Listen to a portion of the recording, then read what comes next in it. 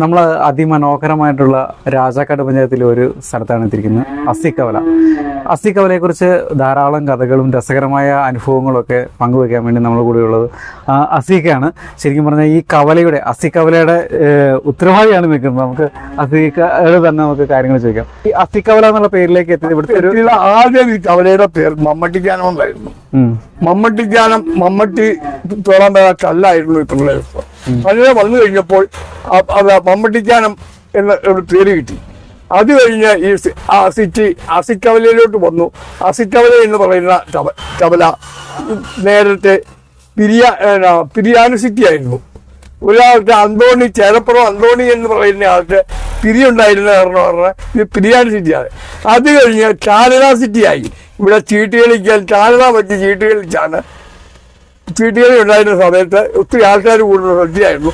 അതുകൊണ്ട് കാനഡ സിറ്റിയായി. അത് കഴിഞ്ഞാണ് അസിക്കവലയായത്. എനിക്കിവിടെ ചെറിയൊരു കച്ചവടവും വീടും ചെറിയൊക്കെയുണ്ട്. ഇവിടെ താമസിക്കുകയാണ്. അങ്ങനെയാണ് അസിക്കവലയാണ്. ഇവിടെ ഒരു കവലയുണ്ട്. അങ്ങനെയാണ് അസിക്കവലയായത്. എത്ര വർഷമായി കാണാം ഈ അസ്സിക്കവല എന്നുള്ള പേരിലേക്കൊക്കെ എത്തിയിട്ട്? അസിക്കവല ഒരു 10 വർഷം 15 വർഷം അതുള്ളൂ. അതിനു മുമ്പ് പിരിയാൻ സിറ്റി ആയിരുന്നു. മറ്റേ മുമ്പ് പറഞ്ഞത് പോലെ അല്ലേ? അപ്പൊ ശരിക്കും പറഞ്ഞ ഇവിടെ ആളുകളൊക്കെ വന്നിട്ട് കുടിയേറ്റമൊക്കെ ഉണ്ടായിട്ട് എത്ര വർഷമായി കാണും ഇവിടെ? ഇവിടെ കുടിയേറിയിട്ട് എന്തോ വാപ്പായിട്ട് വരിക.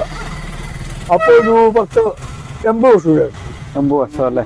പിന്നെ വാപ്പായിട്ട്. എനിക്കിന്നിപ്പം 62 വയസ്സുണ്ട്.